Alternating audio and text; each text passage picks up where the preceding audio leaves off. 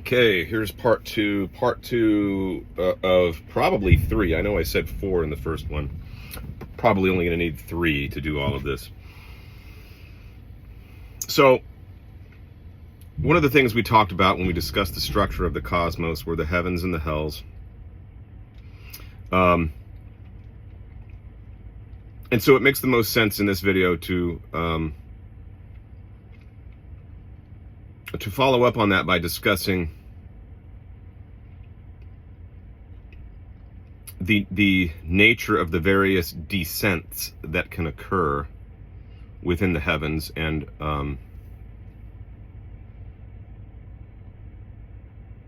including here on Earth. So, what we mainly discussed in the last video, but we touched upon, again, we just kind of reviewed the fact that we reject the Platonic and Christian notion of a fall, where there's a fall from an ideal realm.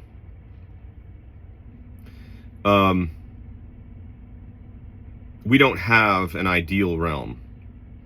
What we have are these seven heavens and hells that all exist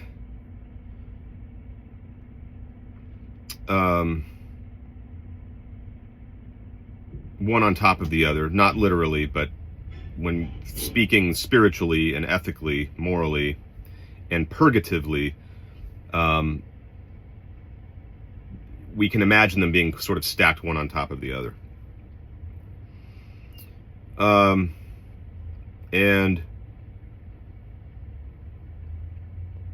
while we don't endorse the notion of a fall in the Platonic sense, like the soul falling from an ideal realm, or a fall from a paradisal state due to disobedience to a specific command issued by a deity who mandates something or prohibits something or issues a law of some sort. There are ways you can descend, like we said, to these different hells. But that descent is not a descent that takes place, in my view, while the person is living. So, unlike in the Christian account of the fall, where there's this radical, sudden transformation of the human being from one instant to the next, from the time he eats the fruit and then suddenly, oh, they realize they're naked. Oh, suddenly they become sexual. Suddenly they become split into male and female, that sort of thing. That's not the kind of thing that I have in mind. What I have in mind is there are three types of descents, okay, that I'm going to be covering. So there's the one that we're covering right now is the one that involves the soul, rather than overall making an upward, rather than going on an upward trajectory overall by the end of one's life, one has actually overall gone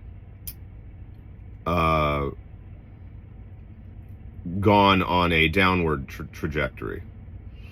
Enough of a downward trajectory that it warrants not being reincarnated back on the same planet, but actually going to one of the hells, or going to a sort of a Sheol or a Hadean realm, or some sort of prison where souls go to undergo purgation and undergo some sort of healing. But in my mind, that occurs after death. It only ever occurs after death. It's not something that happens in this sort of magical, sudden transformation from one state to another, such as we see in the account of Adam and Eve eating from the forbidden fruit, and then suddenly all of these things just change. and they magically come to realize that they're naked when before they didn't think anything of it, or they suddenly became sexual beings when before they were asexual beings. That sort of thing is, I think, absurd and unnecessary and completely outside the realm of reality, outside the realm of what is reasonable to think of as being plausible, or yeah. Anyway, so there is that sort of descent. Then you have a second kind of descent,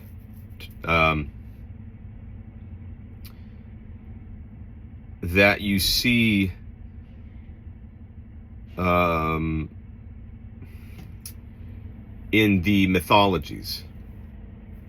And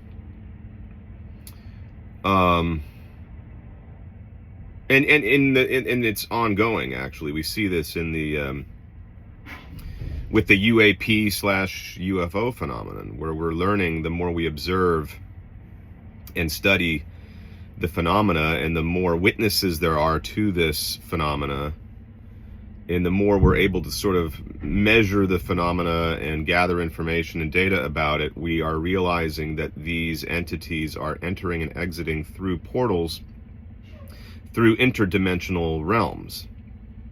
So the fact that these entities or beings can enter or can go from a higher dimension to a lower dimension, or from a lower dimension to a higher dimension, clearly they're not going back and forth between one of the heavens and one of the hells. These are beings that are developing technologies, using technology to go about their normal business, making contact with other worlds, and so on, and monitoring the progress of our societies and so forth. So there are clearly dimensions that we can go in and out of. I guess they would be the heavens. That doesn't indicate a transition from a higher state to a lower state, spiritually speaking. And then there's a third kind of descent that we see. We see also in the mythologies, where one faction of the gods gets consigned by another faction to a prison realm, like you see with the Titans. To use the Greek terminology, the Titans getting consigned to an underworld prison by the Olympians. Now, we shouldn't consider this, I don't think we should be imagining this phenomena in terms of, say, the Book of Enoch or the Book of Genesis, because those texts are clearly skewed and imbalanced and prejudiced in favor of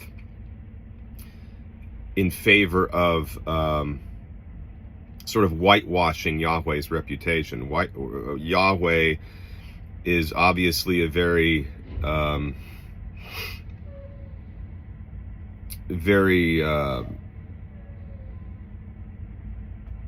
harsh entity who takes out his wrath against the Israelites and against other peoples. There are wars, there are conflicts on the earth.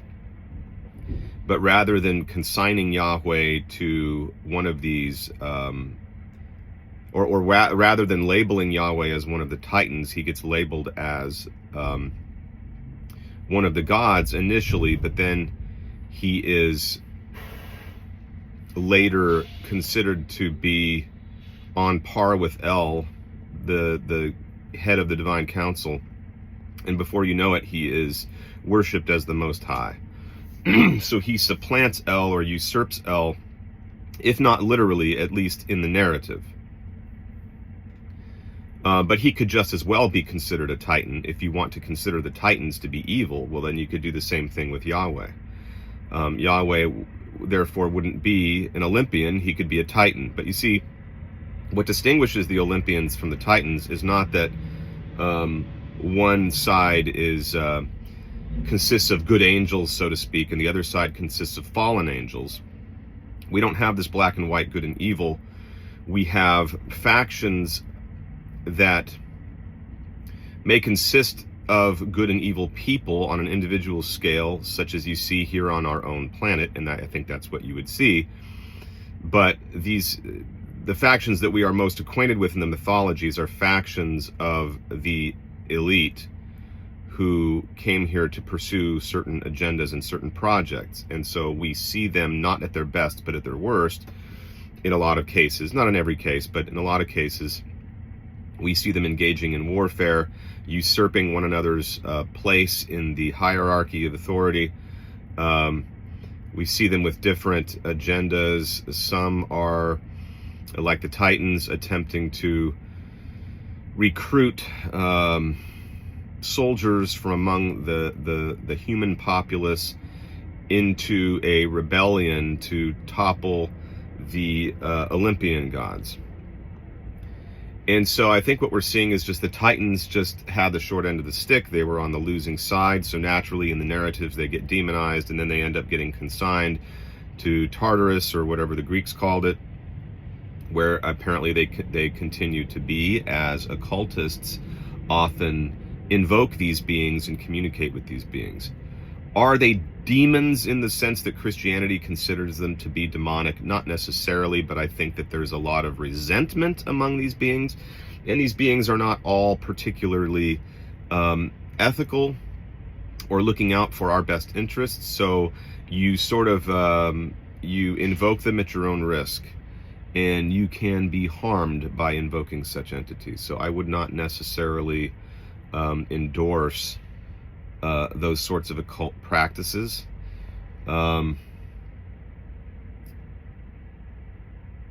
yeah, I basically, what I'm discerning in my studies is that there are basically three types of descents. A descent into, not everyone who is obviously not yet self-realized is going to go to a hell. Most people, I think, just get reborn where they were originally born. But those who have made a certain amount of progress would go upwards. And again, I'm not speaking literally here. We're not literally going up or going down. I'm just speaking in terms of relative to our distance from God, the relative to the soul's distance from God, or closeness to God. So the closer we are to God, the quote-unquote higher we go on the ladder, the divine ladder. You go to a higher heaven. Those who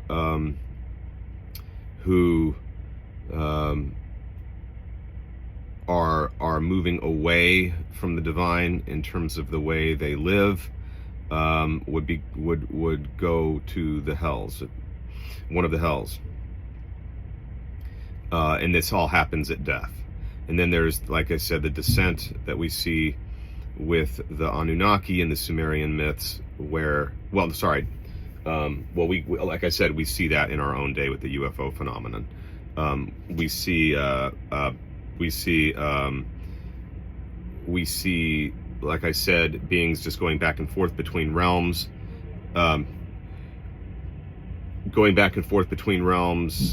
just to do their normal commerce or their normal communication, and just their normal monitoring. And then you have apparently a type of prison where a vanquished faction of these gods, who are vanquished by the winning side, go somewhere we don't exactly know where, but it's accounted for in many of the myths.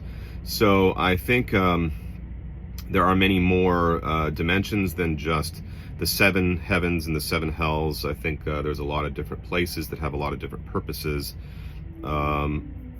and it's a very mysterious and interesting and complicated universe that we live in. All right, that'll close this one out, and I'll close out this little mini series with a discussion on demiurges and their creations, and how that factors into some of the issues we've been discussing.